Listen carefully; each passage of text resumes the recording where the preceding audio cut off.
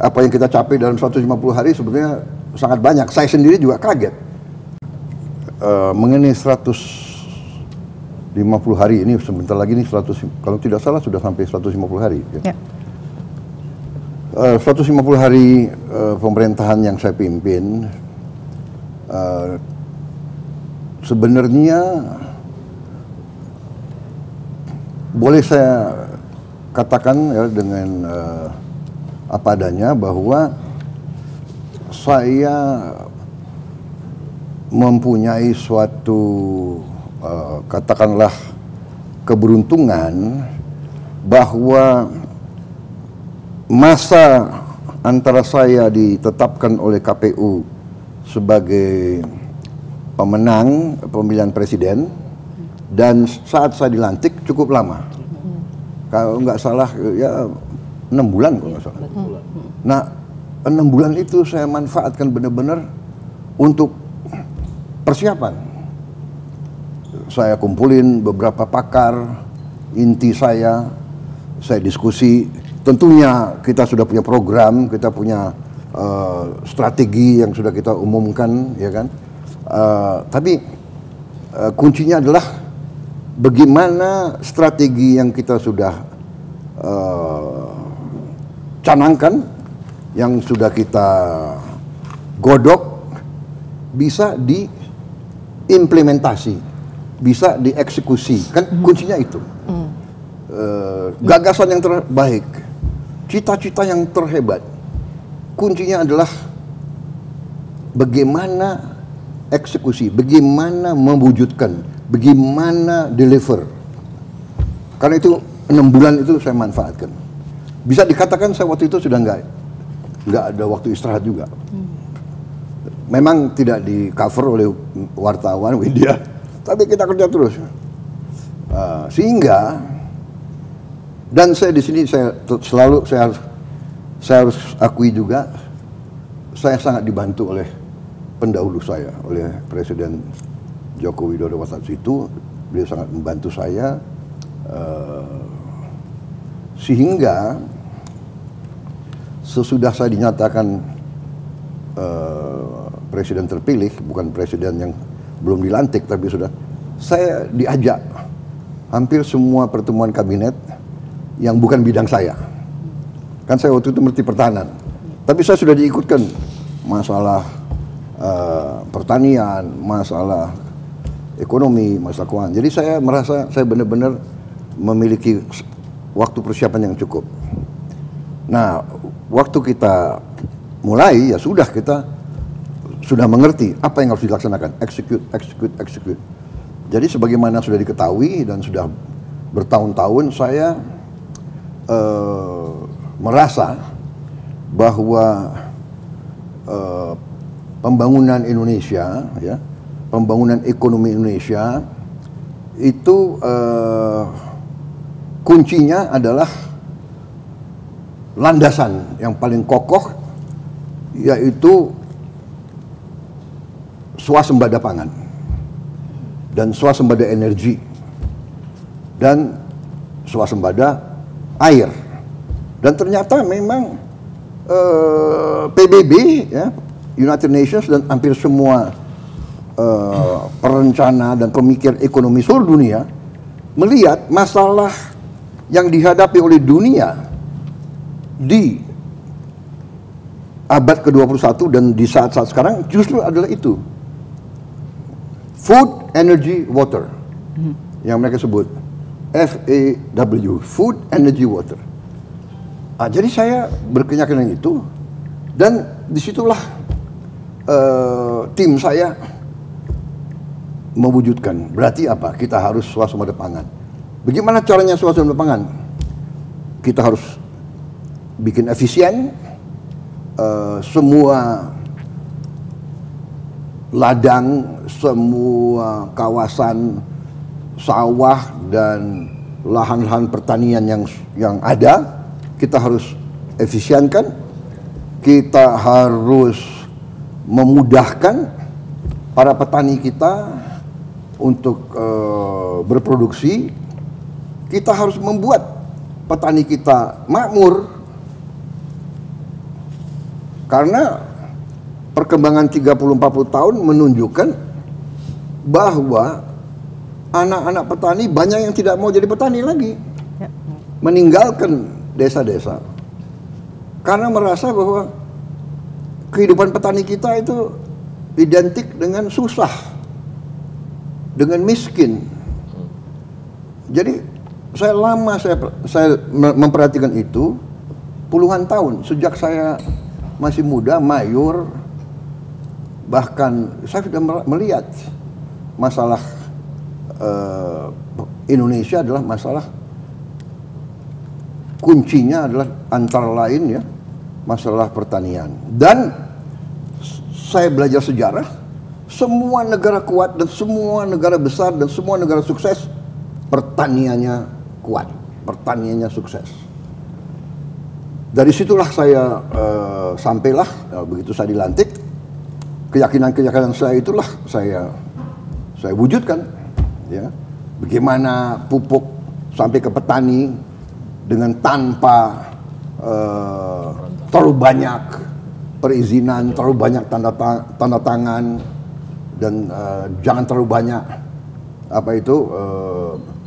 middleman, broker, perantara. Ya. Bagaimana juga petani harga penerimaan dia, income dia, penghasilan dia bisa naik. Nah, jadi ini fenomena puluhan tahun di semua negara agraris, sering petani itu korban daripada sistem yang tidak membela mereka. Jadi kalau panen kan produksi banyak, pengusaha itu mau neken, mau beli dengan harga semurah-murahnya. Ini kan mematikan motivasi untuk produksi. Padahal petani itu adalah produsen pangan. Nah, inilah perjuangan kita lama. Nah, alhamdulillah saya jadi presiden, ya saya laksanakan keyakinan saya. Saya berterima kasih, saya punya tim di bidang pertanian yang cukup bagus ya. Menteri Pertaniannya, Wakil Menteri Pertaniannya, beberapa timnya itu. Jadi alhamdulillah yang diperkirakan awal tahun 2025 ini krisis beras. Ya. Alhamdulillah kita berhasil mengatasi. Dan yang harus kita perhatikan, tetangga-tetangga kita krisis beras, kesulitan beras. Itu satu. Jadi apa yang kita capai dalam 150 hari sebetulnya sangat banyak. Saya sendiri juga kaget. Terus terang aja ya, dengan kecepatan, dengan hasil-hasil yang kita lakukan. Dan ini saya harus katakan ya bahwa ini adalah hasil kerja keras tim saya, kabinet yang saya bentuk. Jadi saya merasa ada semangat dari menteri-menteri yang saya pilih, ada semangat untuk berprestasi, semangat untuk berkarya, semangat untuk saling mengisi. Jadi saya merasakan itu, sehingga banyak sekali yang kita bisa capai. Pertama, khususnya menghadapi Lebaran ini dan Ramadan ini, bulan Ramadan ini, saya merasa sangat terkesan. Pertama, bahwa harga-harga sembako terkendali. Kan saya sering mengatakan saya sudah lama jadi orang Indonesia, ya kan? Jadi saya mengalami tahun 60-an, tahun 68 kita krisis pangan. Kebetulan ayahanda saya waktu itu Menteri Perdagangan, jadi ikut mengurus. Jadi saya besar di kondisi itu, dan selalu urusannya adalah harga beras, harga gula, minyak goreng, daging, telur, dan sebagainya. Jadi saya alhamdulillah pada saat saya presiden, Lebaran saya pertama, Ramadan saya pertama, harga-harga aman, itu saya sangat merasa bahagia. Dan menjelang itu, mungkin hampir tiap 2 malam saya telepon Menteri Pertanian atau Wakil Menteri Pertanian. Mau jam 11 malam, jam 12 malam saya telepon. Bagaimana harga daging hari ini? Bagaimana harga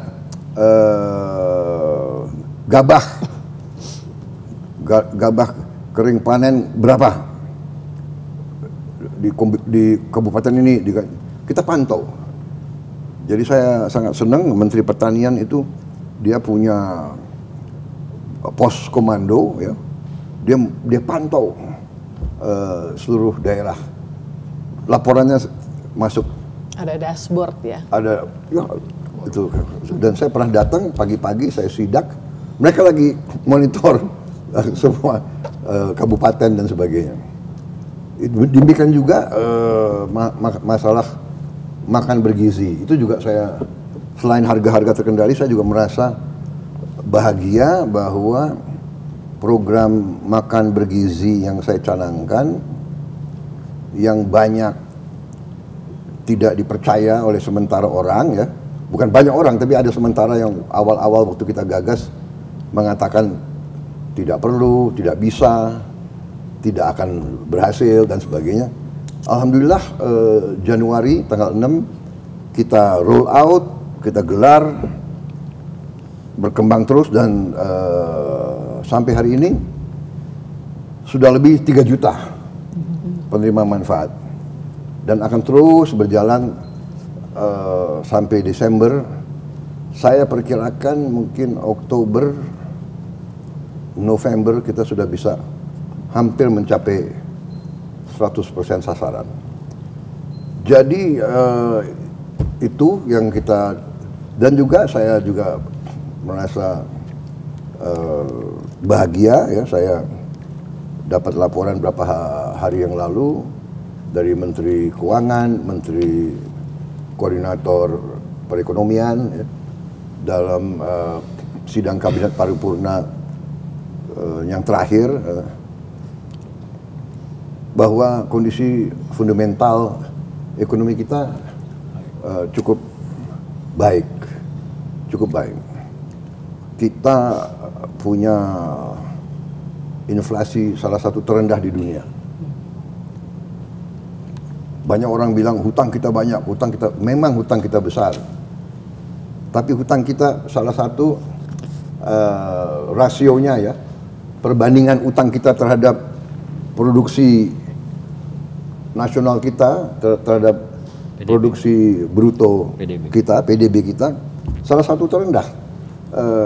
Kita di kisaran 39% dari PDB kita. Yang di bawah kita Vietnam, Switzerland, Arab Saudi, Turki, dan Rusia. Tapi coba lihat, banyak negara yang, Malaysia jauh di atas kita, 68%. Singapura itu 175%. Ya kan? Jadi ini yang harus kita sadari. Kita, our economy is doing well. Ya kan? Kita dibandingkan dengan banyak negara lain, kita defisit kita juga salah satu yang rendah. Kalau kita lihat Malaysia, defisitnya di atas 5%, Brazil di atas 7%, Filipina di atas 6%, ya kan? Kita masih di bawah 3%, masih di bawah 3%. Jadi ini indikatornya menunjukkan bahwa ekonomi, our fundamental, landasan kita cukup baik. Tantangan banyak, hambatan banyak. Kita sudah tahu, semua kita sudah tahu. Tidak efisien, ya kan? Adanya kartel-kartel, birokrasi yang lambat, korupsi, kebocoran. Kita tahu tantangan kita besar, kemiskinan, tidak meratanya hasil pembangunan. Kita paham itu, makanya itu yang kita sedang mengoreksi. Saya kira sebagian besar itu kita juga salah satu yang saya sangat merasa sangat penting. Kita bulan kalau tidak salah Februari ya, kita luncurkan Danantara. 24 Februari. 24 Februari. Kita luncurkan Danantara, ya, suatu dana investasi, bisa dikatakan sovereign wealth fund, bisa dikatakan investment fund, yang merupakan suatu konsolidasi dari aset-aset yang dimiliki oleh pemerintah Indonesia. Aset-asetnya kita konsolidasi dalam manajemen yang transparan dengan international standards, dan ternyata kekayaan kita cukup luar biasa. Kekayaan kita, aset under management kita itu 982 miliar dolar. Mengagetkan semua pihak, mengagetkan juga kita sendiri sebetulnya. Kemudian overnight, katakanlah, walaupun kita agak terlambat ya, Norway tahun 1990, Abu Dhabi 1976 dia bikin, kemudian Singapura cukup 1981, Temasek mungkin lebih 1974 mungkin.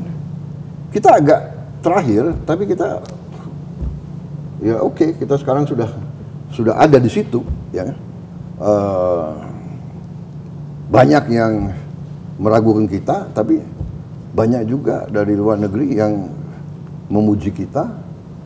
Saya dihubungi banyak pimpinan pemerintahan dari luar negeri, nelpon dan sebagainya, mengatakan ini nanti salah satu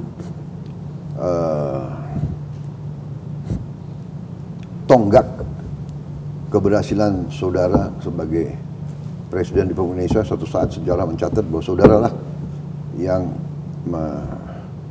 mewujudkan cita-cita ini. Cita-cita ini sudah lama, saya kira sudah lama, karena saya pun terinspirasi ini sekali lagi oleh almarhum ayahanda saya. Seorang waktu itu dia ekonom, dia profesor ekonomi, dia waktu itu menteri, penasihatnya Presiden Soeharto. Bolak-balik, ya kadang-kadang saya di meja makan, beliau cerita, ya kan. Beliau pulang dari ketemu presiden, berusaha yakinkan presiden untuk membentuk dana terpusat ini. Hanya waktu itu tidak disetujui, begitu. Jadi beliau ya cerita ke saya mendengarkan, rupanya sekian puluh tahun. Jadi saya yang bisa bisa wujudkan. Padahal ini cita-cita banyak. Saya tahu pemerintah Pak Joko Widodo pun punya niat seperti ini. Jadi saya sebetulnya tinggal meneruskan. Bahkan rencana undang-undang BUMN yang memungkinkan adanya Danantara ini sebenarnya sudah dimulai di pemerintahan Pak Joko Widodo. Jadi sekarang dianggap kok cepat sekali, ya kan? Undang-undang itu sebenarnya prosesnya udah berjalan. Proses sudah lama gitu, dan tinggal kita mungkin namanya baru ada dan sebagainya. Ya. Kira-kira itu. Sebenarnya kalau banyak sekali saya bikin suatu ringkasan kerja ini. Ini satu halaman itu adalah hasil-hasil kita. Untuk pertama kali dalam sejarah kita, umpamanya kita bikin cek kesehatan gratis untuk setiap warga negara. 1 kali setahun. Ini sangat penting. Karena apa? Daripada kita nunggu dia sakit, lebih baik kita tahu kita punya penderita TBC, tuberculosis, salah satu yang tertinggi di dunia. Dan para ahli mengatakan, begitu ketahuan sudah stadium lanjut. Padahal TBC mudah diobati. Mudah, di banyak negara sudah nggak ada TBC. Kita kenapa? Karena tidak mau ngecek, ya kan? Batuk-batuk dianggap oh mungkin masuk angin, ya kan? Flu. Habis itu batuk-batuk nggak selesai-selesai, oh alergi. Nggak mau periksa gitu loh. Nah, kita bikin cek kesehatan gratis bukan apa-apa.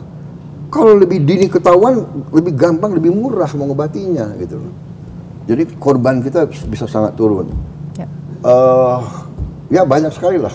Biaya haji kita turunkan, gaji guru kita naikkan, dan untuk pertama kali dalam sejarah kita sekarang punya data tunggal.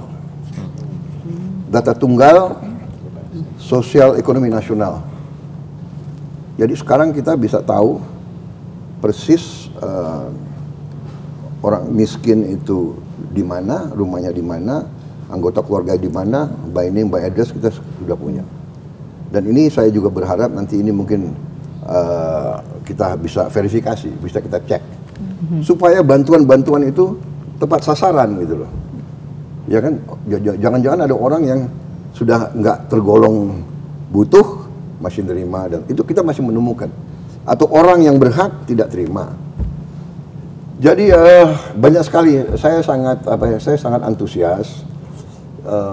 Saya sangat yakin kita berada di ambang transformasi yang besar.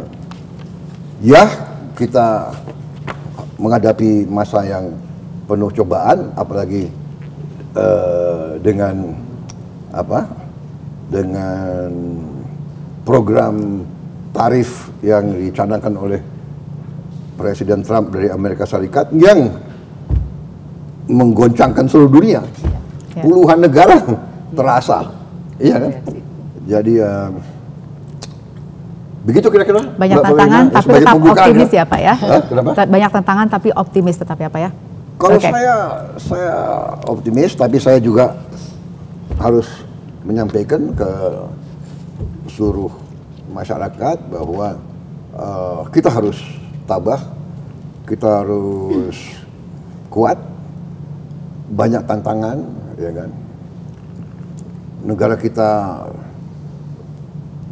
punya resources sangat besar, sesungguhnya kita sangat kaya, tapi adalah fenomena alam manusia, fenomena alam dunia, bahwa yang kaya pasti selalu akan diganggu. Jadi ada filosofi dari Tiongkok kuno ya, kalau kaya harus kuat, kalau tidak kuat ya kekayaan akan dirampok. It's as simple as that ya. Kalau nggak salah bahasa Tiongkoknya Fu Jian. Jadi kalau kaya harus kuat.